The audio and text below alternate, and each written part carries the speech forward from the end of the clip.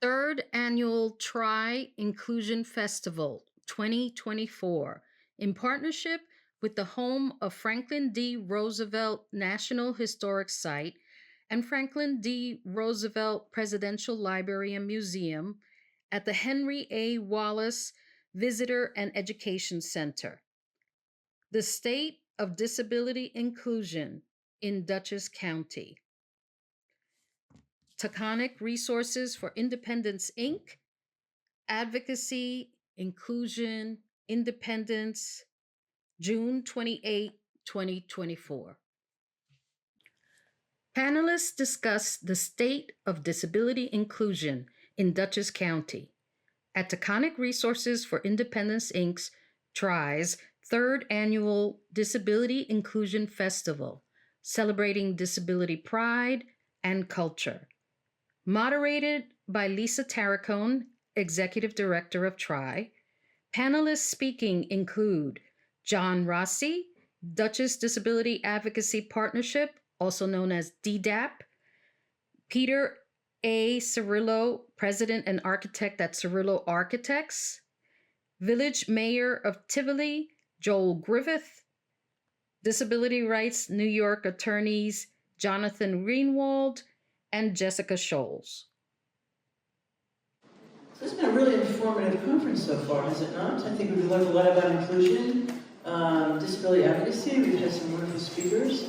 And we're going to introduce some of our community partners right now. Again, I want to thank County Executive Sue Cirillo and her administration for expanding the Think Differently initiative to include the accessible. TRI and our advocacy partners, many of whom are at this table. Look forward to working with the Cirillo administration to hopefully encourage our public officials and the business community to not just think accessible, but implement some tangible changes in their communities to make them accessible. And I think we've heard some really, Dana has provided some solid examples of that. And again, we look forward to working with the county on making that happen. So this panel will address these issues. And I think panelists will take your questions following the panel discussion, unless, I'll leave it to the panel. Would you like to take questions as you go, or maybe at the end? Feel small and intimate, however we want to. No, just shoot questions. Whenever someone speaks, just raise your hand and we'll try to get to you, okay? So let me introduce the panel. We have Tivoli Mayor Joel Griffith, who will tell us about his efforts to make his village a placemaking and accessible community to everyone. Joel. We have our disability rights New York attorneys Jonathan Greenwald to my right, and Jessica Scholes, Scholes. Will provide an overview of their legal advocacy services to individuals with disabilities. We also have a statement from Mayor Karen Smythe from Red Hook. She could not be here today, but she did have a statement that John Rossi will read in a few moments. Peter Cirillo is also here. He's an architect of president and architect of Cirillo Architects, and he will answer questions about his working with commercial businesses and nonprofits to bring them into compliance with Title II of the ADA. And then John Rossi, who's been an ardent supporter of disability rights and my community partner for over 3 years, and counting, John, we'll keep going. And he will introduce our disability advocacy partnership, which we referenced earlier. So before I introduce Mayor Griffith, John, why don't you read the statement from Mayor Karen Smythe of Red Hook. Thank you, Lisa.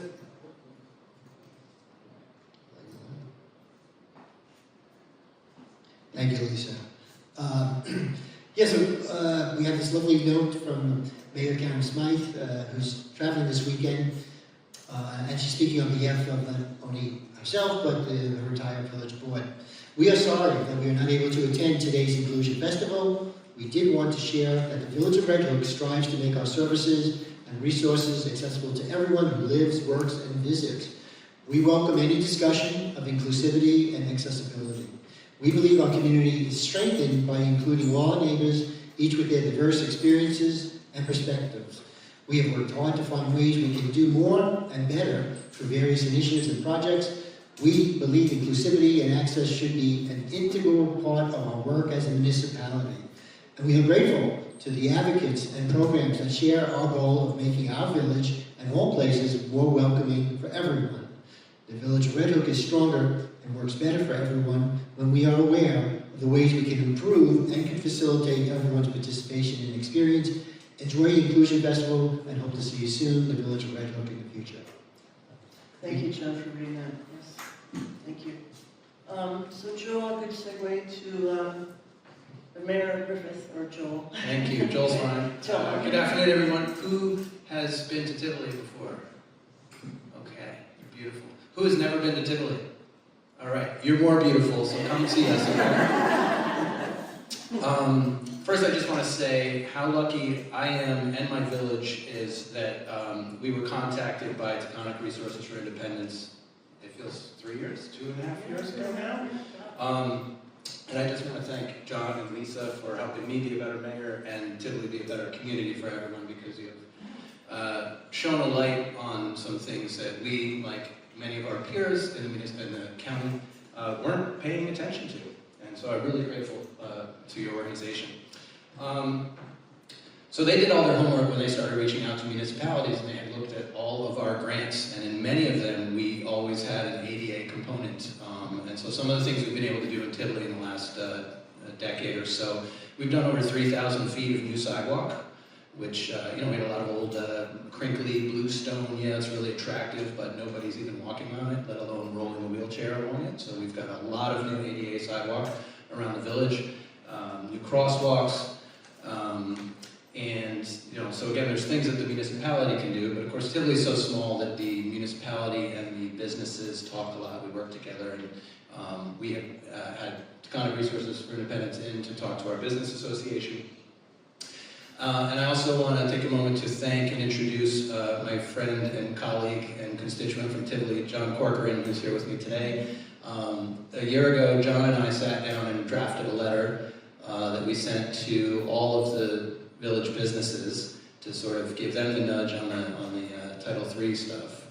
And even in our little community that we're so fond of, the response was less than you would have hoped, So it just gave us a little taste of what it's like, the inertia, how does this priority stand out among many other priorities. However, we've kept at it, and we've had a couple of businesses who have some little tweaks and changes that I hope was partly due to our letter, and we're gonna keep at it. So, and one other thing I want to talk about: Tivoli doesn't pass a lot of laws. It's actually kind of expensive to pass a law. We're doing a big omnibus law this year with short-term rentals and accessory dwelling units. But there's a third part on that law which has to do with ADA, and I'm very keen on this. My understanding is it's already state law that all your building departments review projects for compliance with the ADA.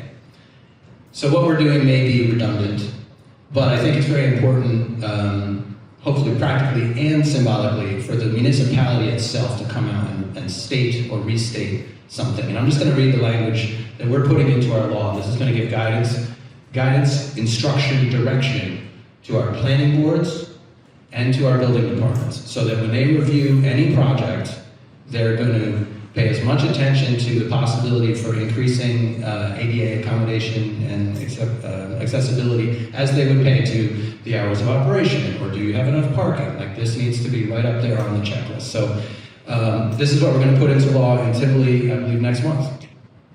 In reviewing site plan applications for uses that provide public accommodation, including but not limited to retail businesses, cultural facilities, and multifamily dwellings, the planning board shall consider whether the proposed project is consistent with the requirements of the Americans with Disabilities Act as implemented in Chapter 11 of the Uniform Code of the Village of Tivoli.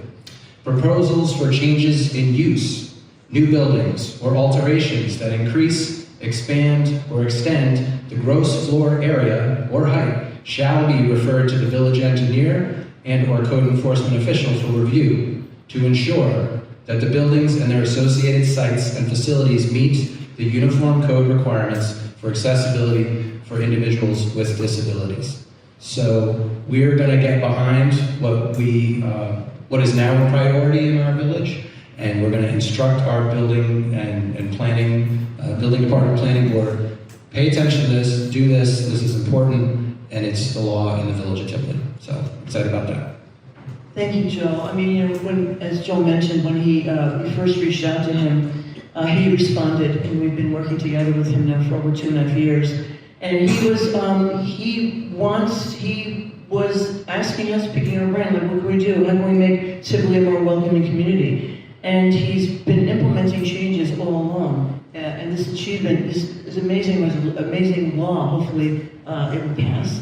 But to incentivize businesses to make them aware, to really kind of put to practice what inclusivity means. So thank you, Joel.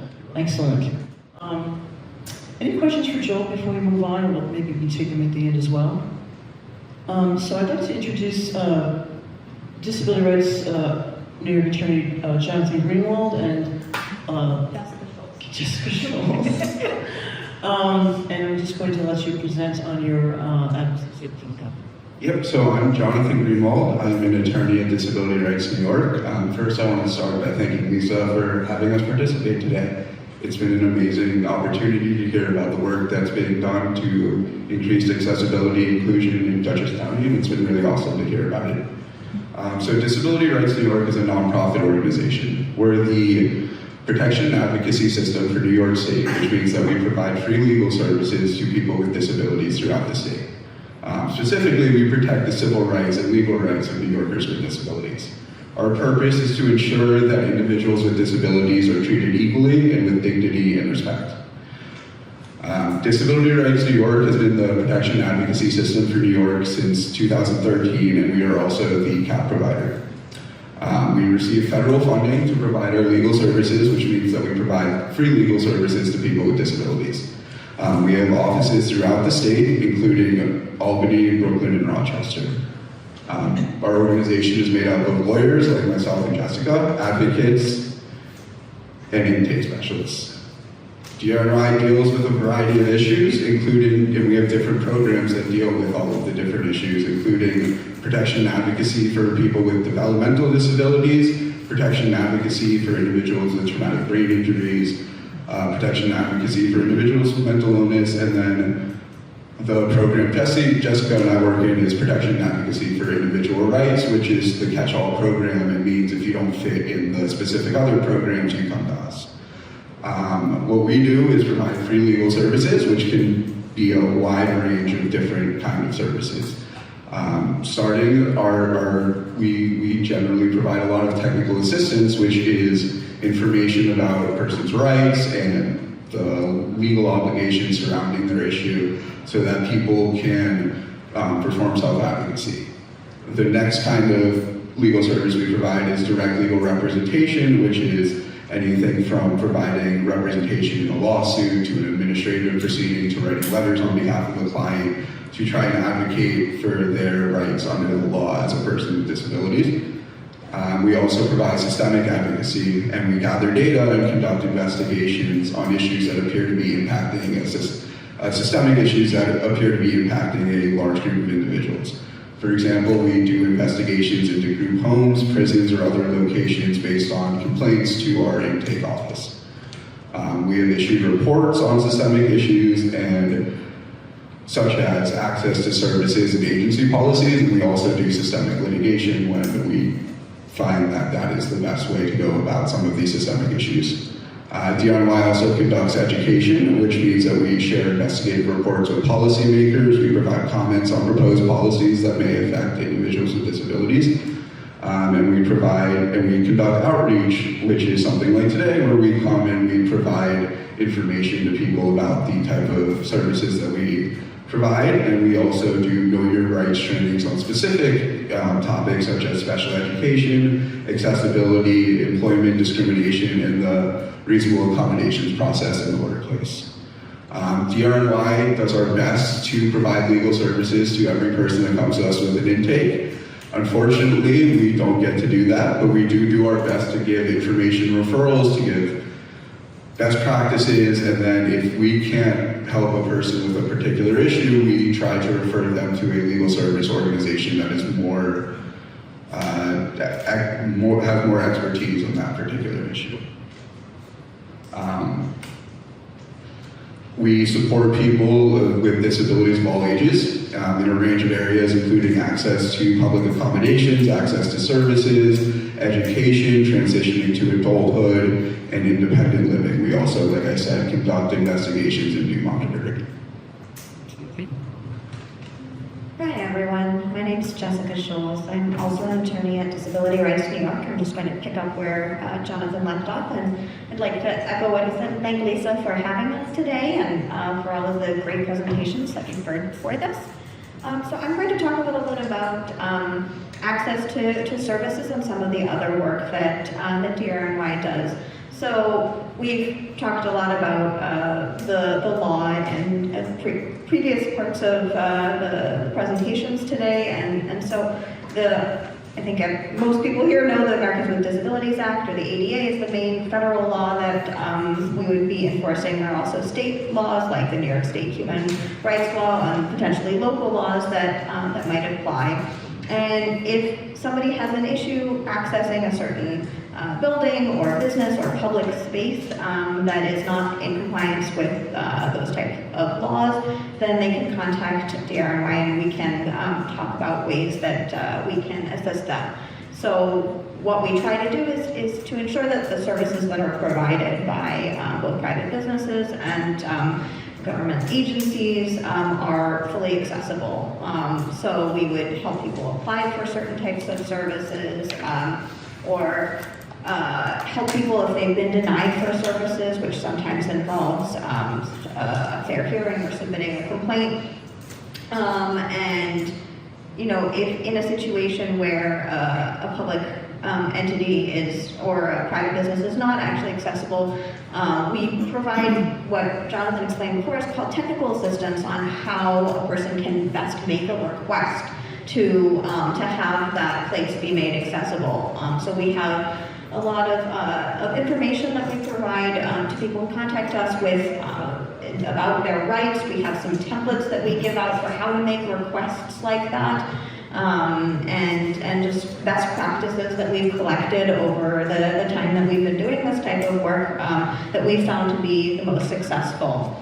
And certainly if those are not successful, then we encourage people to come back to us and we talk about what other legal options might exist in that situation as well. But the first step is always to make those requests. We also work on ensuring accessibility of services that people receive from state or local government, private businesses. So that could be something like website accessibility or effective communication from somebody's doctor or medical office, or making sure that closed captioning exists. So we understand how essential it is that people have the opportunity to receive the services that are actually being offered to the public. And then lastly, we work on access to programs and benefits. So if somebody qualifies for particular programs or benefits, we would help them figure out how that process works and potentially appeal denials of services. For example, if an agency says that you don't qualify for a service that you previously had. Some of the other work that we do, as Jonathan mentioned, is investigation and monitoring. And this is a really interesting thing that DRNY does because it's something that not a lot of other nonprofits do, but because we are the protection and advocacy agency for New York State, we have the authority to investigate or monitor places where people with disabilities live or congregate, like schools, hospitals, nursing facilities, prisons, places that receive federal funding and provide services to people with disabilities. And what that looks like is we will physically go into places like that and investigate them. We'll talk to people who are there. We might request information from the facility about what their procedures are. And that would potentially be based on somebody contacting us and saying that there might be an allegation of abuse or neglect or some other concern that somebody has. And then based on our investigations, we might create a public report, we might bring a lawsuit, or we might do some other type of advocacy to make sure that the people who are living or receiving services in those places are are protected and have access to their rights. One other issue that we wanted to bring up is pedestrian pathways. And so I want to define that, which pedestrian pathways are the pedestrian right-of-way. That means where you would walk, where you would wheel on a sidewalk, like you were talking about, which we were very excited to hear about. That is fantastic. Thank you. So we've been working on access to pedestrian pathways for a while. And what we're concerned about are things like barriers to accessibility on a pedestrian pathway. So that could be a sidewalk that doesn't have a curved ramp, could be cracks in the pavement, could be the sidewalk is crumbling, could be level changes or potholes, or a pathway that's too narrow for somebody to get through. And we're really interested in these issues because obviously it's so important for everybody in the community to be able to access all parts of the community. And the way that somebody does that is to use the pedestrian pathway. And so these are issues that we've actually litigated. We have several class action lawsuits involving inaccessibility of sidewalks and curb ramps because of various accessibility barriers. Some of the ones that I just mentioned. One of our cases involves accessibility barriers of having cars or emergency vehicles literally parked on the sidewalk and blocking the pedestrian right-of-way. One of those lawsuits is in a specific neighborhood in New York City. Another lawsuit concerns the city of Troy. And we've been looking into accessibility of sidewalks in other places as well. We cover all of New York State. And so these are issues that we really care about, and we really encourage any of you, if you are having concerns about accessibility of sidewalks in your community, please reach out to us. We'd like to hear from you, and we'd like to see if there's anything that we can do. So that's our plug for sidewalk accessibility. I will finish up by saying a little bit about what we don't do. So as Jonathan said, we do try to refer people to other places that might be able to help if we are not able to provide services, but we don't do anything related to criminal defense or family court matters. We don't do non-legal services, so there are non-lawyers in our organization, but the majority of the services we provide are legal services. And we don't usually work on Social Security appeals. So if you are looking for information about that kind of, any of those questions, we can try and find another place that might be able to help. And if you need our assistance, we have a lot of our great brochures here that we've brought. This is our program, specifically the Protection and Advocacy for Individual Rights program.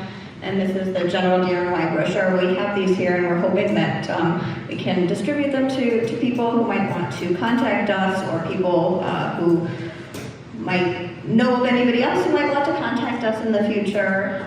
You can contact our intake department, and I just will say that everything goes through our intake department. So if you contact us, the first line of defense, so to speak, is our intake program, and they will talk to you and figure out what your issue is, and you might submit some documents, and they would then figure out what the correct program would be to send you to, or whether it's an issue that DRY is able to cover.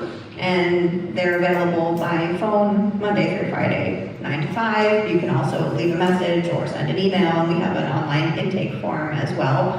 And I want to emphasize all of the services that we provide are totally free, and we keep all of the information that people give us confidential. So please feel free to reach out, and we look forward to hearing from you. Thank you. Thank you, Jessica and Jonathan. I would encourage the Disability Partnership, and I think they're in the room here today, to introduce Jonathan and Jessica to you. So there are kind of boots on the ground, so to speak, or wheels on the ground, who are doing access site surveys in their communities.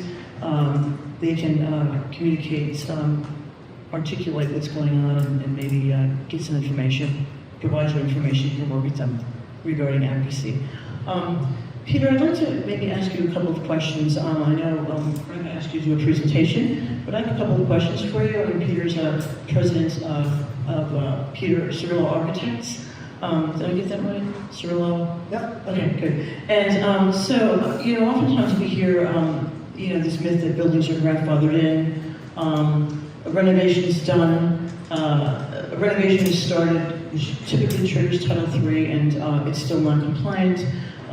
People with disabilities are carried up steps, and they feel that this is appropriated. And I know that you work with a lot of nonprofits. You mentioned a couple of them to me when we spoke on the phone, but I'm sure you've encountered this a lot, especially regarding the grandfathered in, myth, I suppose we could say. There is no grandfathering, right? I mean, buildings need to be compliant. They need to comply with the FDOT, and if they're readily achievable. Maybe you can speak to that a little bit. Well, you are correct. Most of the clients that I do work for, which again is through OPWDP, state agency, there's really no option. We are making the buildings as accessible because that's what you need.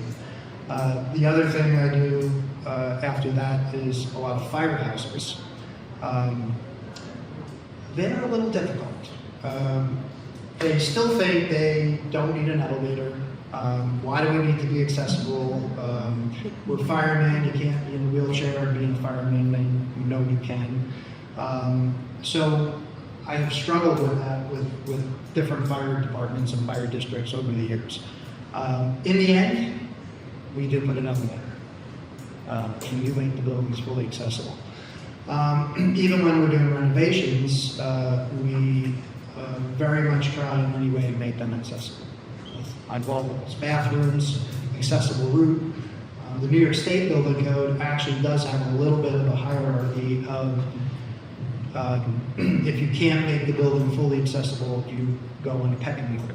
With accessible roof being actually the number one thing. They want to get you into the spaces. Something I'm curious about, I know I was doing some work in the village of Cold Spring, old architectural building stock, and the sidewalk setbacks didn't really be able to accommodate a ramp to go in.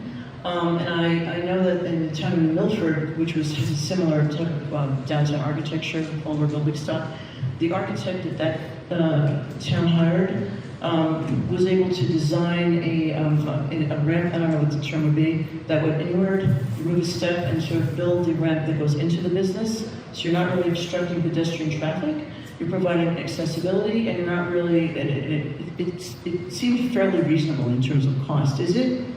I mean, have you worked on that type of construction with old building stock, older buildings that have maybe 2 or 3 steps, and they're on the sidewalk, and there's really no place to construct a ramp. And the ramp would actually go into the steps would be removed, and the ramp would go into the building itself, or into the shop, whatever. I have had a couple projects like that, and we've actually accomplished it with either a lift or an elevator sort of built right on the side of the building. Okay. The numerous elevators adding to buildings just trying to make them more accessible. Okay, thank you. Well, thank you, Peter. Any questions for Peter? Please. So, Sean, I'm going to have you introduce our Dutchess Disability Advocacy Partnership. Tell us a little bit about it, introduce our members. Sure, Lisa, thank you. I just want to take just a moment to acknowledge Joel, Mayor Griffith, with the piece of legislation that's pending in his village. There's 30 municipalities in Dutchess County. The municipality is defined for all purposes, a town or a village. Every one of them has their own separate code. That's their legal obligation in terms of their jurisdiction, which is their town or their village. I don't know any, and I have reason to look at codes all the time. This is the first time that I've, in my experience, that a village mayor, that a village board is close to approving a piece of legislation that's supportive of the American Disabilities Act, and it's not insignificant. And I just want to thank the mayor and just point out that this, frankly, is a really big deal. And I wish that the media was here, Lisa, because it's something that should be, covered. It's just that significant. We'd like to have 29 more, Joe Griffiths. That's what we really would. Real fast, DDAP, short for Dutchess Disability Advocacy Partnership. So can focus on the A and the P, the advocacy and the partnership. The partnership is we want advocates like myself, and I'm going to introduce other members of the team in just a moment, to seek and find, frankly, the municipal leaders and business leaders that emulate John and his commitment to all the things that we've been talking about here during today's event. I'm John Rossi, and I co-chair this committee. And Lisa and I, in January of this year, through folks that we've been meeting, we said we've got to expand the team here a bit. And I'm happy to introduce, point out some of the folks that were kind enough to be here today. Linda Keeling was here. She's still here. I'm sorry. Linda Keeling, and to Linda's right is John Cochran. We met John through Joel. We recruited him. My friend Paul Higgins in the back. And also in the back, Lori Sandal. So those are the four folks that we found our way to each other because Linda's in Red Hook, John's in Tivoli, Paul and I are in Rhinebeck, Lori's in Poughkeepsie, but we found ourselves all advocating in a volunteer capacity, and we just thought, more, this is a case where, we is better than just me. So we're delighted to be working together and expanding the work that we hope to do, particularly under the county and the things that Dana covered today, pitching to the county executive. So thank you. Thank you, John. Yeah, I want to acknowledge the partnership. I think these are the real advocates in our communities, dedicated and committed to ensuring the communities are inclusive and accessible to all. And Linda, I just want a little shout out to you because you've been really working in Red Hook, and I think some significant changes have been implemented due to your advocacy. And we heard that directly from the mayor. So congratulations on that. But I think as John Harrion mentioned earlier in his keynote, the division has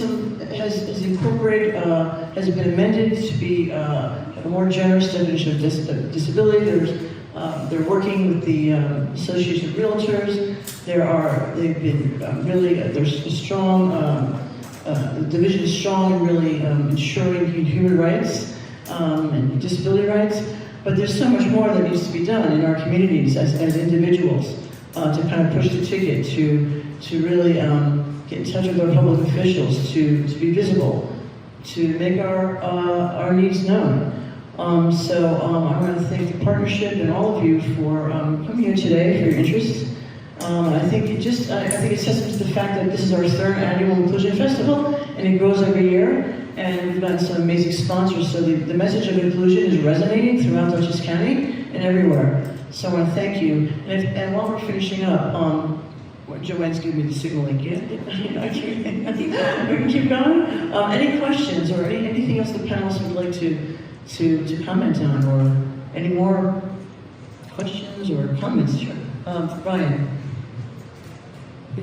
Thank you. I just wanted to confirm the advocacy legal services.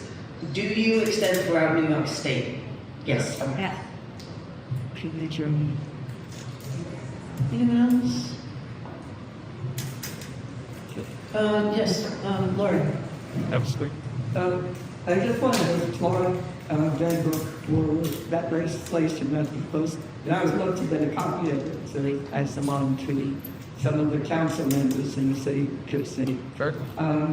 This maybe is a lesser concern, but as a child gardener at the Brooklyn Botanic Gardens, one of my favorite places was a Quaker's garden with braille slats and plants particularly selected for their texture, their aroma, and I would love to see when we talk about wayfinding, now we can have, of course, talking signposts, but it would be great also to have this kind of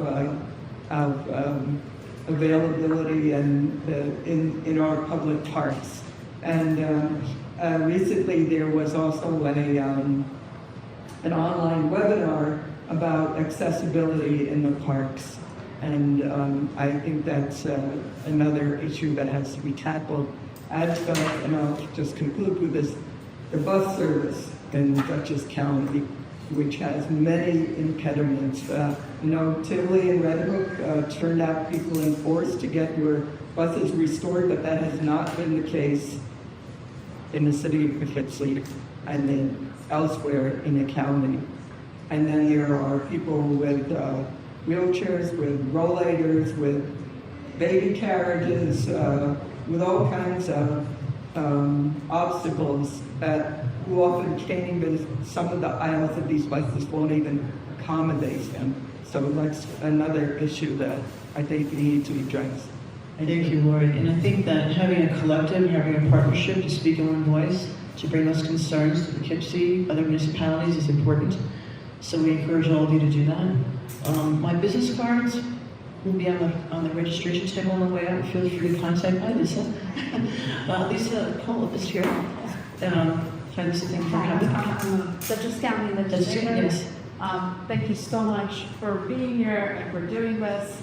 And as I was sitting over here, I have to say that I was feeling very embarrassed and ashamed of the fact that we only make buildings ADA compliant once somebody makes a complaint, as opposed to being really proud of the fact that Dutchess has enough accessible accommodation that people want to come here to that.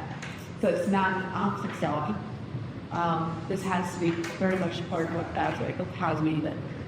Absolutely. And then your campaign, you've addressed that. Yeah. We've had many discussions. Thank you, Lisa. So again, there's, my business cards are on the registration table on the way out. Feel free to call me. Jonathan and Jessica are here to answer any questions or provide you more resources. I will introduce you to the partnership. And if there's anything else anyone would like to comment on, I want to thank. I wanted to ask Jessica, one of my least favorite pedestrian obstructions is the garbage and recycling cans. And it seems so banal, but one of the first things we did, we were doing all this sidewalk work, but then if people leave their garbage cans out, it was a big waste. And when I see, mom in the stroller with the baby go out in the street, or someone in a wheelchair or with a walker, it's infuriating. So we have passed, leave your can out the wrong day of the week, $50. Yeah. And we enforce it. And I always catch grief from people for that, but that's important, right? I mean, it's another obstruction.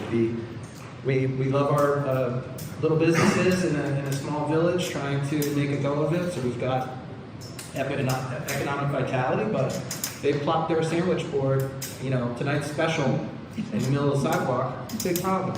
And we go around, we say, you have to put it over here so there's passage. And there's nothing too small to make a big difference in somebody's day. Right? It models something by removing barriers, there's barriers, and I think it's like, as John mentioned earlier, John Herring, that a lot of it's just lack of awareness, and so again, the intent of this conference is to raise awareness about inclusivity and what a barrier is, and working together. So I want to thank our panelists for coming, I want to thank all of you, and we'll see you again next year. Thank you so much.